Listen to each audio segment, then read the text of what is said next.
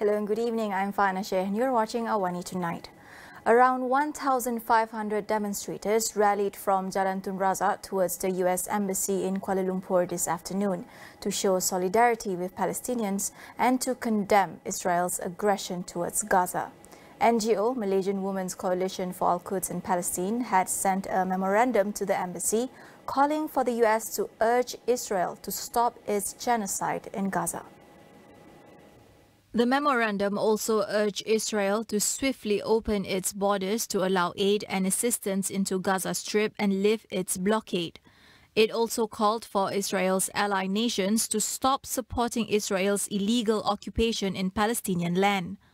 The memorandum received signatories from almost 100 NGOs, members of parliament, influential figures and activists. Protesters chanted slogans during the rally to show their anger towards Israel for striking a hospital and killing hundreds of victims several days ago. The protesters, however, could not reach the US Embassy and had to stop 200 meters away where police had set up a roadblock. Meanwhile, Prime Minister Datuk Seri Anwar Ibrahim called for urgent action to be expedited to end Palestinian oppression following the West's hypocritical acts towards the conflict. Speaking during a visit to Riyadh, Saudi Arabia for the ASEAN Gulf Cooperation Council Summit, GCC, Anwar urged the UN Security Council, especially the 5 permanent members, to play its role in brokering peace.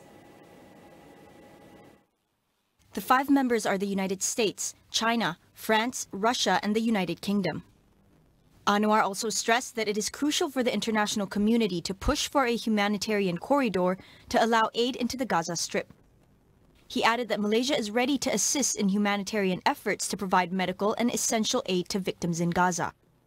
On Saturday, Anwar is scheduled to hold discussions with Saudi Aramco President and Chief Executive Officer Amin H. Nasser, followed by meetings with Saudi Arabia's captains of industry and giant companies.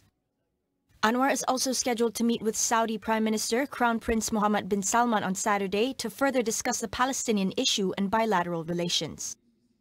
Upon conclusion of the visit, Anwar is scheduled to depart to Ankara, Turkey, and meet with the country's leader to discuss matters related to the Palestinian-Israeli conflict. Scores of people killed and many others have been injured after Israel's airstrike targeted a church in Gaza.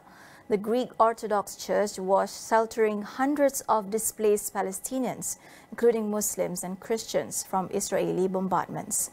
Hamas said at least 18 Christian Palestinians were killed in the attack, but the total death toll has not been confirmed. The Israeli military told AFP that its fighter jets had hit a command and control center involved in launching rockets towards Israel. Meanwhile, the UN's humanitarian office said it is in advanced talks with all parties in the conflict to ensure an aid operation into Gaza starts soon. The World Health Organization continues to request access to deliver life-saving supplies to Gaza, with hopes increasing that the Rafah crossing may open on Friday.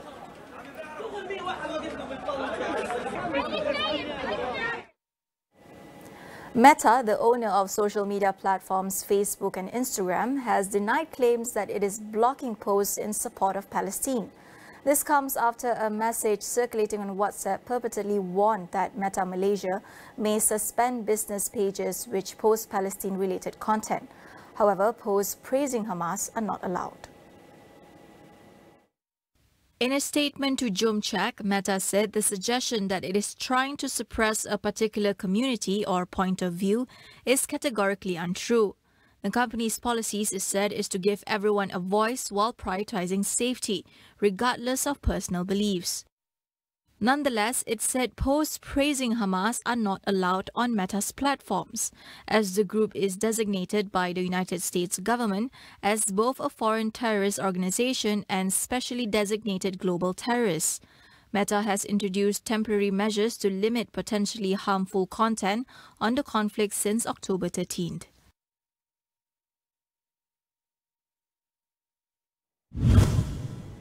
Fifteen investors have filed a lawsuit against Dato' Alan Goh and 4 companies seeking their monthly redemption value amounting to more than 8 million ringgit. They claim that Goh, as the co-founder and majority shareholder of My Airlines St. Berhad, as well as the companies, had breached fiduciary duties and should be liable over the losses they suffered. The plaintiffs named Goh as well as iServe Online Mall St. Berhad, Bright Moon Venture, QA Smart Partnership and Trillion Cove Holdings Berhad as the respondents. They claimed that the companies had failed to make the agreed upon monthly payments from November 2021 to June 2022, despite having sent letters of demand through their solicitors. Goh and the companies have filed an application to strike out the suit on the basis that the legal action was a nullity and an abuse of court process. In other news, Linus plans to temporarily shut down all operations in Malaysia except for its mixed rare earth carbonate processing by mid-November. During the shutdown, Linus said key personnel from the Malaysian cracking and leaching plant will be deployed to assist with the startup process in Kalgoorlie, Australia. The Australian rare earths producer said it intends to upgrade its downstream operations to increase production of neodymium praseodymium to about 10,500 metric tons per annum. It said this upgrade will be essential if the company's Malaysian operating license is updated to allow the continued import and processing of lanthanide concentrate. Linus is the biggest producer of rare earths outside China. Its Malaysian operations have been a sore point for the company. This after the government raised concerns about its radiation levels from cracking and leaching and warned of a policy to ban exports of rare earth raw materials. We will go for a quick break. Stay tuned for more.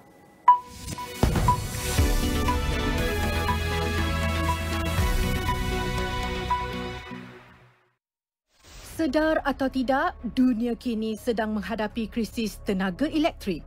Sejak dari tahun 2021 hingga pertengahan 2022, kita menyaksikan kesan ketara kenaikan harga elektrik di seluruh dunia. Di Malaysia juga tidak terkecuali. Tetapi rakyat tidak pernah merasa sebarang kenaikan kerana subsidi yang diberikan berulang kali. Namun, sampai bilakah kita mampu bertahan? Sebagai pengguna, kita boleh membantu negara menangani krisis tenaga ini dengan menggunakan elektrik secara bijak dari sekarang.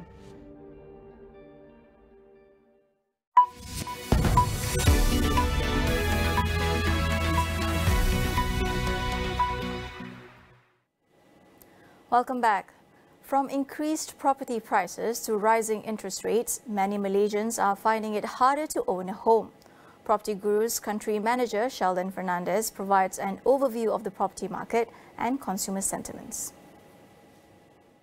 We've obviously been noticing this trend over the last 3 quarters, where asking price continue to rise. So in the last quarter, the quarter 2 of 2023, we saw that increase by 2% in terms of the property price index.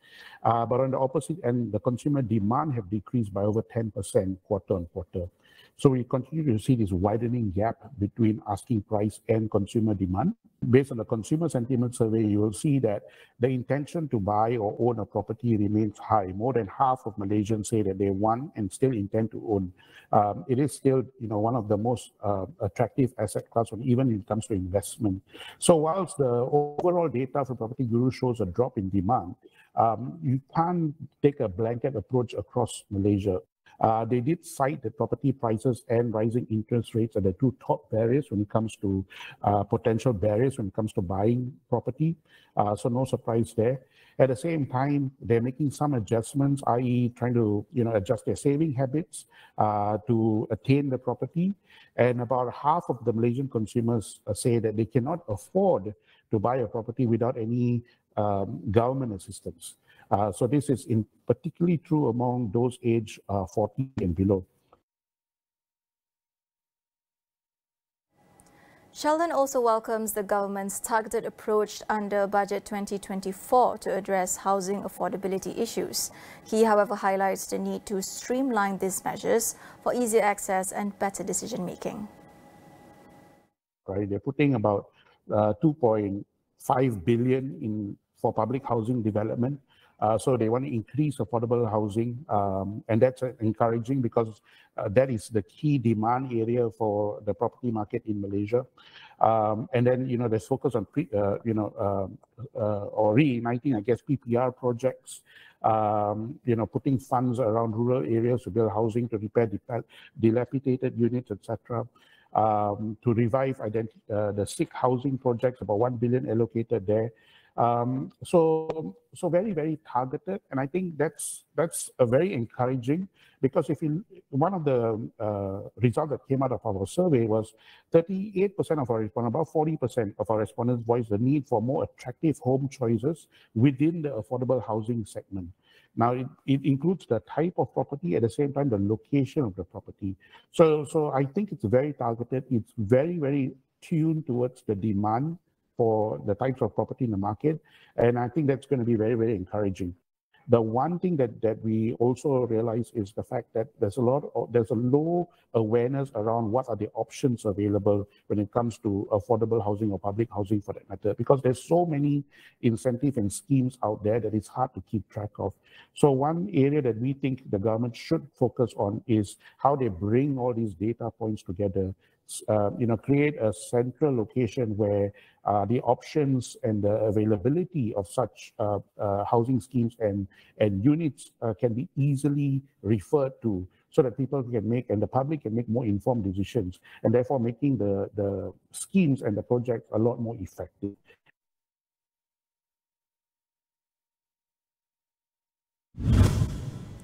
The Malayan tiger population once stood at 3,000, but last year there were fewer than 150 left in the wild. Munanor of the Malaysian Conservation Alliance for Tigers warns of the consequences if this apex predator goes extinct. I think critically, when there's no tiger in the forest, there's perhaps less of a reason to preserve the forest.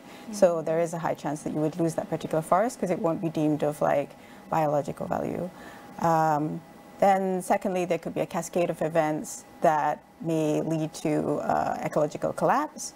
You might not see it happening, but it could be happening underneath the surface. Very much like climate change. These small things are happening and eventually cascade into much bigger things, and by the time we realize or act, it could be too late. Nepal has successfully tripled its tiger population to 355 as of the end of 2022.